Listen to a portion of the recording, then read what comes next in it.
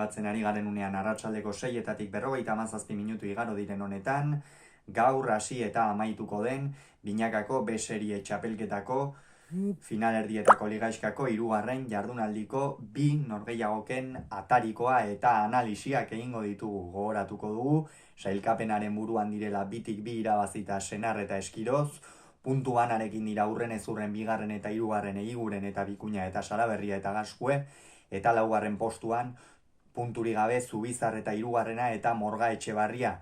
Inor ez dago matematikoki kanporatuta ez da finalera sailkatuta ere, baina egia da esate baterako Senarrek eta Eskirozek lehengo astean 2. puntu hori eskuratuta euren esku dutela.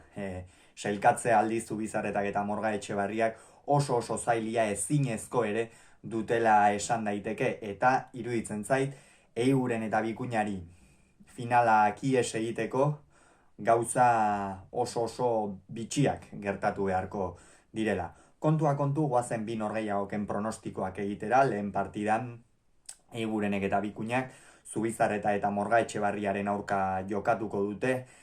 Hemen Eiguren eta Bikuña irtengo dira favorito, Irai Zubizarreta jada lengoan ikusi genuen eskuin hori oraindik ere ez dagoela fin, berak esan zuen, eskuina ondo zuela, baina behar bada erritmoa falta izan zitzaiola, eta horixe da bestea, erritmoa ere oraindik hartzeke dauka Zubizarretak, denbora asko egonda geldik, eta lehengo astean hori nabaritu zitzaion, eta bestalde batetik, Aimar Morga Etxebarria ere txapelketaren fase honek ez du punturik onenean harrapatu. Aurreko gogoratuko dugu txapelketa hasieran binakako txapelketa nagusian sartu zuten Morga Etxebarriaren maila ikusi genuela, maila oso altuan aritu zen Amorebi eta Etxanokoa, baina orain ezin nagusituz dabilatzeko kuadroetan, atzetik ongi eusten, baina denbora guztian 7., 8. kuadrotik pilotak eraman beharrean da, eta horrela oso zaila da partidak aurrera ateratzea eta fisikoki partidari eustea.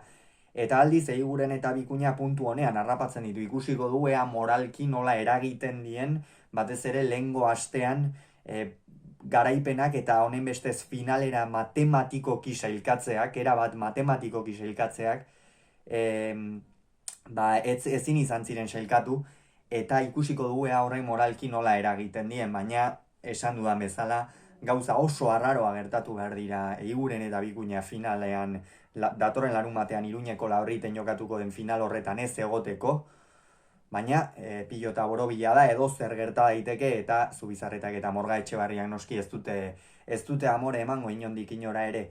Eta bestalde batetik berriz, 2. partidan Salaberriak eta Gaskuek Senar eta Eskirozen aurka jokatuko dute. Hemen biek aukera handiagoak dituzte, Salaberriak eta Gaskuek irabazten badute aukera handiak izango dituzte finalera sailkatzeko, Senar eta Eskirozek. Ez dakit orain matematikak ez ditut egin, eta gero adieraziko dugu, baina ez oraindik ere ez ditut egin matematikak. Eta hor Senar eta Eskiroz ikusten ditutala ere favorito.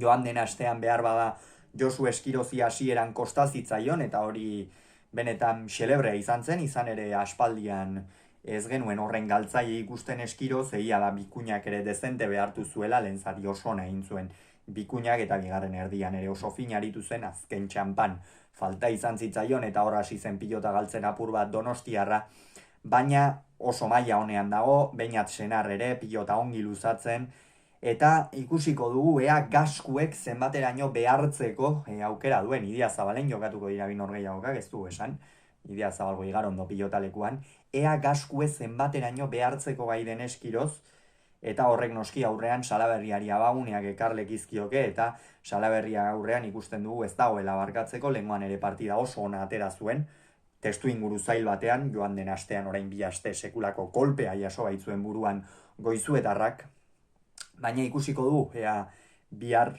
edo gaur barkatu zer gertatzen den, hauxe nire pronostikoa behintzat, uste dudana, gero noski bi norgehiagoken analisiak izango dituzue, ea zer gertatzen den.